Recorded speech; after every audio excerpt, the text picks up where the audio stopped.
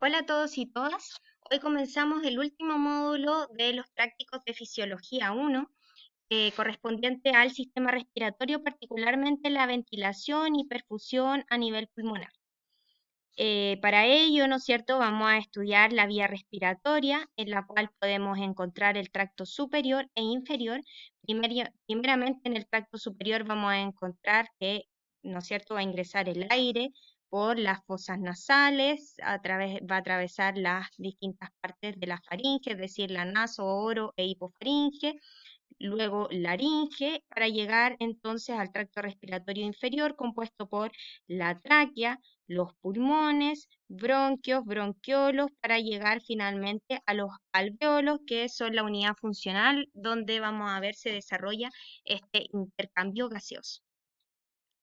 Como pueden ver desde las figuras anteriores, a raíz que desde la tráquea en adelante vamos a encontrar una seguidilla de ramificaciones, bifurcaciones o en algunas bibliografías, como en el caso del borón, lo vamos a encontrar como número de generaciones, las cuales van, ¿no es cierto?, a ir generando diámetros cada vez menor y van a experimentar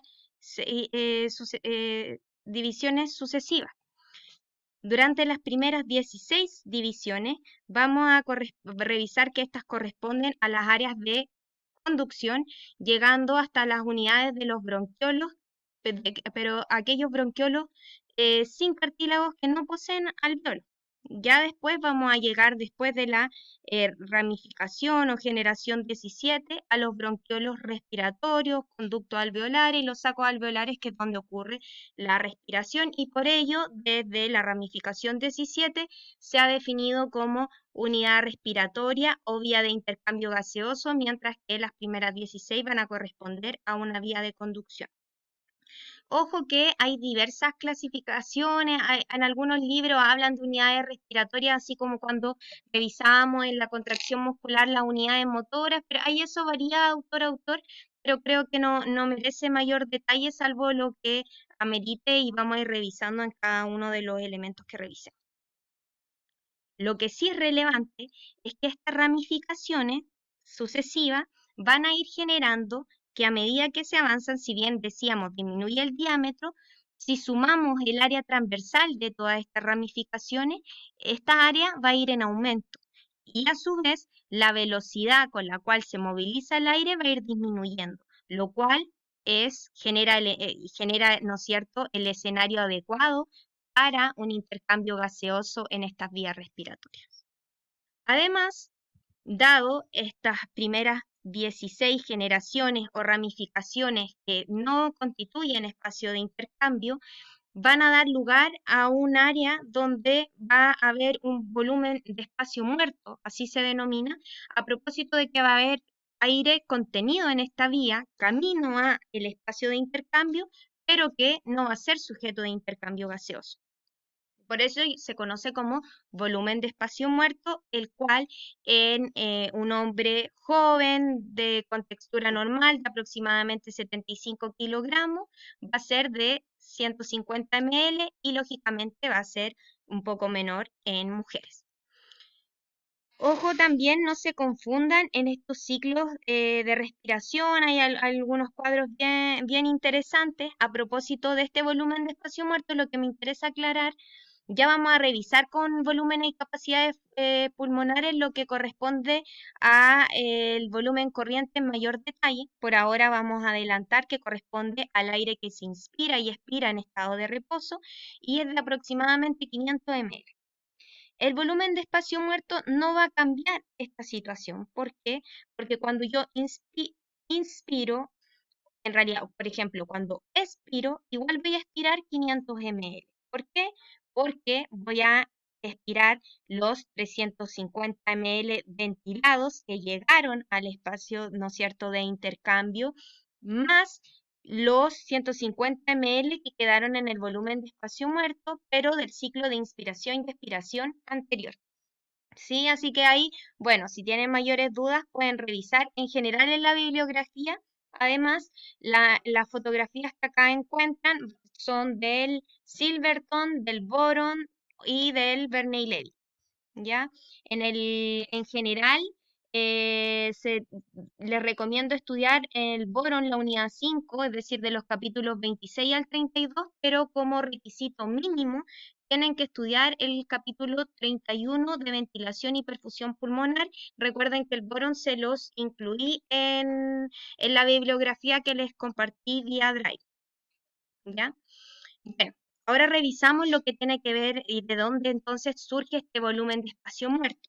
Pero cuando nosotros ya en la aplicación clínica queremos estudiar los volúmenes y capacidades pulmonares de un paciente, lo que realizamos es una espirometría vía utilización de un espirómetro que nos va a entregar un registro espirográfico, es decir, el registro de los diversos volúmenes y capacidades pulmonares en función del tiempo. Y es desde ahí, por ejemplo, que se utiliza para detectar asma, entre otras patologías, etc. Y bueno, entonces, ¿qué vamos a encontrar? Ya lo adelantamos, ¿no es cierto? Este volumen corriente, este volumen de aire que se inspira o expira en cada respiración normal y que va a abordar los 500 ml. Por otra parte, nosotros vamos a encontrar que podemos maximizar los esfuerzos tanto expiratorios como inspiratorios. Si nosotros, luego de una expiración normal, realizamos una expiración forzada, ese aire expirado se conoce como volumen de reserva expiratoria, ¿sí? Y esto va a abordar los 1000-1200 ml. Por otra parte, si tras una inspiración normal realizamos una inspiración forzada, ese volumen de aire extra inspirado se reconoce como volumen inspiratorio de reserva. Y bueno, a pesar de una expiración máxima, a propósito de lo que revisábamos, de las ramificaciones y que va a haber necesariamente una vía de conducción, va a haber un volumen de aire que va a quedar en el tracto respiratorio que se conoce como volumen residual y que bordea los 1.2 litros. ¿Sí? Aquí esto en general está descrito en prácticamente en todos los libros de fisiología, etcétera, pero revisen bien. No recuerdo si fue el boron o el gaitón cuya imagen eliminé de esta presentación, dado que tiene un error al indicar acá volumen expiratorio de reserva y repite volumen inspiratorio de reserva, pero ahí lógicamente ustedes dirán, ah, sí, el libro está equivocado, lo corrijo. Eh, por otra parte, bueno, es que ya revisamos los volúmenes y capacidades pulmonares que hay por cada uno por sí solo como unidad de medición, pero además hay otros elementos, como por ejemplo la capacidad inspiratoria o que en algunas, en este caso, por ejemplo, la imagen dice capacidad inspiracional, aunque no es el término más adecuado, pero también lo pueden encontrar así. Lo relevante es que sepan que se refiere al volumen de aire que una persona puede inspirar en total, es decir, considera el volumen corriente más el volumen inspiratorio de reserva. Por otra parte, vamos a tener del mismo modo o de manera no igual, pero similar, la capacidad residual funcional, la cual va a ser el aire que queda en los pulmones después de una expiración normal, es decir, va a corresponder a la suma del volumen expiratorio de reserva y el volumen residual, lo cual corresponde, ¿no es cierto? Decíamos aproximadamente 1100 y 1200 ml, por lo tanto, nos da una capacidad residual funcional de 2,3 litros aproximadamente en un hombre adulto sano.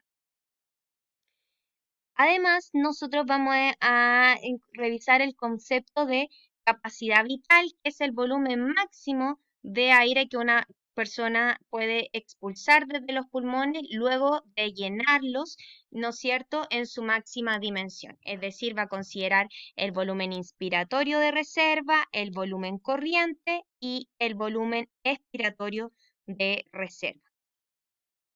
Y ahí podemos aplicar, ¿no es cierto?, diversos valores a propósito de lo que señalábamos, cada uno de ellos por sí solo o diversos elementos que habíamos planteado antes, lo cual nos lleva a que en general la capacidad vital es de aproximadamente 4,6 litros.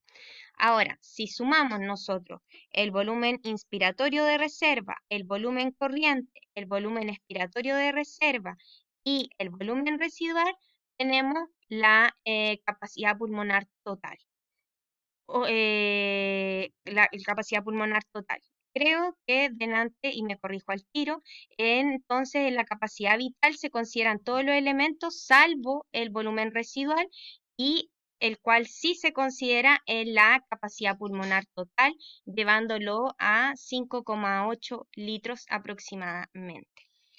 Recuerden siempre que estos valores que se entregan son aproximados y que corresponden, digamos, a un estereotipo de personas. Recordemos que todas somos distintas, por lo tanto nuestros volúmenes y capacidades pulmonares van a ir variando. De partida con el género, en mujeres, a propósito de una tráquea de menor tamaño, cada volumen y capacidad va a disminuir cerca de un cuarto, es decir, un 20 o un 25%.